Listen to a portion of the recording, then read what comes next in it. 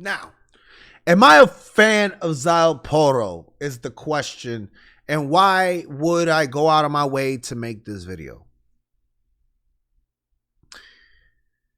I need to see exactly what kind of monstrosity these folks at Bandai are coming with. And to be honest, I think that if he doesn't come with something that makes him be completely his own thing, then I honestly don't think that this character is going to hit at all. So without further ado, let's talk, let's see, let's break down, let's see what Sayelporro is bringing to us. The Octava Espada. Here we are. Let's get it. Hit the follow, hit the like, hit the share. Let's begin this dissection. Get it? Dissection, because he likes to dissect people. Yeah. All right, let's do this. The Octava Espada, who takes pride in a perfect what? I can't read that fast. Sayelporro. Okay, spiritual pressure, understanding, Rikureishu analysis. Okay, retrieve, Rikureishu. Grab the opponent at close distance to retrieve. I don't know what that is. I need your corpse intact. Counteract the move to make it back. Okay. So he got a counter move. He got a grappling move. He got a counter move. Okay, this is when he swallows his sword and goes into his awakening. By La Lujuriosa. La Lujuriosa.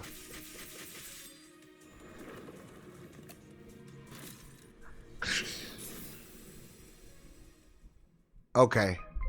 Based on luck. Based off luck. Interesting. Let's break this down and see exactly what this means. Because that's an interesting way to round him out and say something about this character. That he's based off luck. So does that mean that depending on what techniques you do, you may not get the same result every single time? Interesting. The perfect light form, he analyzes his opponent to strip himself and break through any situation. Interesting. Sayelporro Grantz. All right, here we go. Spiritual pressure, understanding. He has 3 bars, okay? Rikureishu, planting the Rikureishu to the opponent with certain attack. Analysis progress stage. As the stage level increases, the number of Rikureishu required to increase the spiritual pressure analysis level gauge with the signature move and spiritual pressure move will decrease. So I'm assuming that the number here is for the Rikureishu, the 3, and then the 100% is the analysis. There's a spiritual pressure analysis level. The goals will accumulate by collecting planted Rikureishu with signature. Move or using spiritual pressure move 2. A stat improving in stages based on the gauge accumulation can be earned. Benefits: decrease the damage you get hit, increase probability to give larger damage by Kiko move, revive when his Kompaku runs out.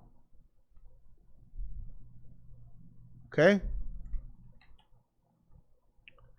So basically, there's a rotation of items here, a rotation of things that you can get based off the progression level and the spiritual pressure level. Interesting. Interesting.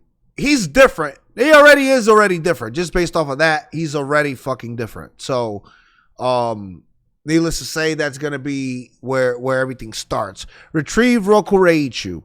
Grab the opponent at a close range distance and retrieve the Rikureishu that has been planted in the opponent. The number of Rikureishu that has been retrieved will increase. Analysis progress stage. Spiritual pressure understanding level and the corresponding performance will increase. So basically, the higher the level that you are in, the difference in kind of what you're going to be getting in regards to the buffs. So he's a buff strategist. Essentially, by collecting these Rikureishus and using his techniques, you gain buffs. Like, for example, double revive, like at the end of a Kompaku kill or something like that, you could get a revive off of that. You could also get buff on the attack stats and things like that as well. So just a little bit of everything based off you performing this move multiple times and building that particular bar up. So yeah. The issue that I have with him is that you will have to literally like go in and attack and so on and so forth, and basically be on top of the other character in a way that makes you vulnerable if you, for example, are not good at the defense. That's just what I see from what is being explained. Now, he does have this particular move called I Need Your Corpse Intact, which is the counter attack. The moves to the opponent back by activating Sonido. Along with inflicted damage, Sayelporro will plant the Red Koreichi on the opponent. So basically, with the counter attack, when you go ahead and hit them, this plants them with the Koreichi. And then the other move that you use when you're hitting them normally, it takes the Koreichi out. It's what I'm getting from this. But the buffs is based off how many times you do the Koreichi takeout. So that's really where that's at. What else can I tell you guys about this? Let's see. Sayelporro's performance enhanced by releasing La Lujuriosa Resurrección. The number of Kampaku destroyed by Kikomu will vary depending on the probability. And the higher spiritual pressure analysis level is, the more possibility to get higher damage. Also, Sayelporro can revive with 3 Kampaku when his Kampaku runs out. So if you get it to level 3, the Koreichi, and you get him in this awakening mode, then you can get an extra 3 bars of Kampaku meter. That is insane. So that's the I want to assume that that's the revival technique that you could use when you get killed. You could use your special technique. I wonder if he has a special technique and a revival technique. Does that make sense? Because this looks like the ultimate where you like he grabs you like a marionette or whatever, takes your bones, breaks them, etc., and then that's supposed to cause you damage on your end. So, but I'm wondering if you don't use your ultimate and you get killed, then that activates the ultimate for the revival if you're already in Resurrection mode. I think that that's the way that might work.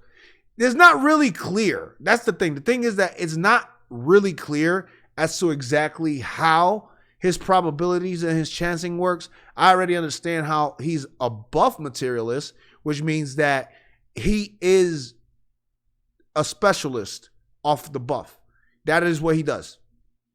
And he gains strength, he gains speed, he gains abilities and all that based off the buffs that he receives when he's going ahead and taking away the Koreichi. That being said, I'm going to leave it there. I think that that's the best breakdown there. Again, characterized by tricky, unique rules and outcomes based on luck. That's a little fizzy for me, but I think that at the end of the day, he is going to be one of those characters that is going to be heavily annoying. Only because when someone becomes really good with him, they're not going to care what kind of buffs and what kind of debuffs and shit come out.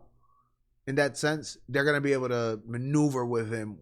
I think that that's where I'll leave it at. I hope you guys enjoyed this breakdown video. If you did, y'all know what to do. Hit the like, hit the share, hit the follow. Continue coming through here on the channel with your boy Techneex, of course, with more Bleach, Rebirth of Souls. And holla at me as we continue making our way to opening day for Bleach, Rebirth of Souls. Techneex, I'm out.